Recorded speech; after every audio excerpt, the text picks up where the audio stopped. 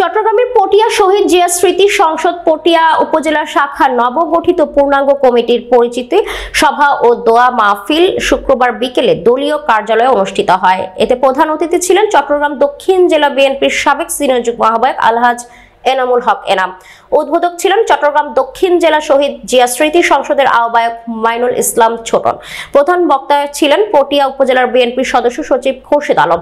পটিয়া উপজেলা শহীদ জিয়া স্মৃতি সংসদের সভাপতি হাজী মোহাম্মদ কামাল উদ্দিনের সভাপতিত্বে সাধারণ সম্পাদক আবু সালেহ মোহাম্মদ সাইফুদ্দিন ও সিনিয়র যুগ্ম সম্পাদক সাইফুল ইসলামের যৌথ সঞ্চালনায় এতে বিশেষ অতিথি বক্তব্য রাখেন পটিয়া পৌরসভা বিএনপির আহ্বায়ক আলহাজ নুরুল ইসলাম সওদাগর।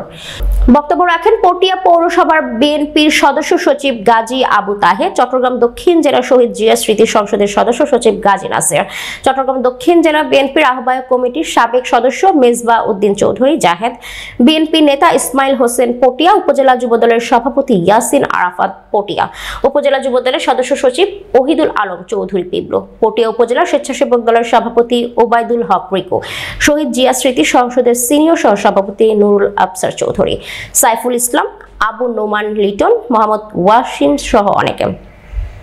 এতে প্রধান অতিথি আলহাজ এনামুল হক এনাম বলেন, ফ্যাসিস্ট হাসিনা সরকার বিগত 15 বছর নানা ষড়যন্ত্রের মাধ্যমে বাংলাদেশের মাটি থেকে শহীদ প্রেসিডেন্ট জিয়াউর রহমানের নাম মুছে ফেলতে চেয়েছিল, কিন্তু বহুদলীয় গণতন্ত্রের প্রবক্তা ও মহান স্বাধীনতার ঘোষক শহীদ জিয়া এদেশের আপামর জনতার হৃদয়ে এত বেশি গভীর স্থান করে নিয়েছিলেন যে তাদের হৃদয় থেকে মুছে ফেলতে পারেনি।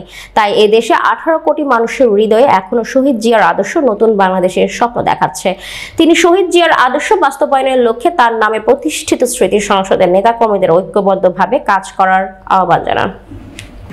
এই ফ্যাসিস্ট হাসিনা বিএনপিকে মুছে ফেলার জন্য, বিএনপিকে নিষিদ্ধ করার জন্য অনেক চেষ্টা করেছে, কিন্তু এই বাংলাদেশের জনগণ 18 কোটি জনগণের হৃদয়ে বিএনপির নাম গাঁথা ছিল, যার কারণে এই ফ্যাসিস্ট হাসিনা, এই খুনি হাসিনা সরকার বিএনপির বিরুদ্ধে কিছু করতে পারে না।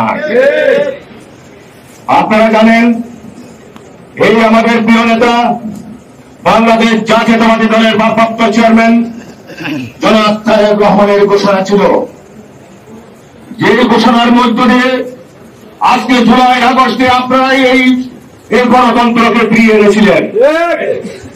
আমাদের ঘোষণায় আজকে বাংলাদেশ গণতন্ত্র মুক্ত হয়েছে।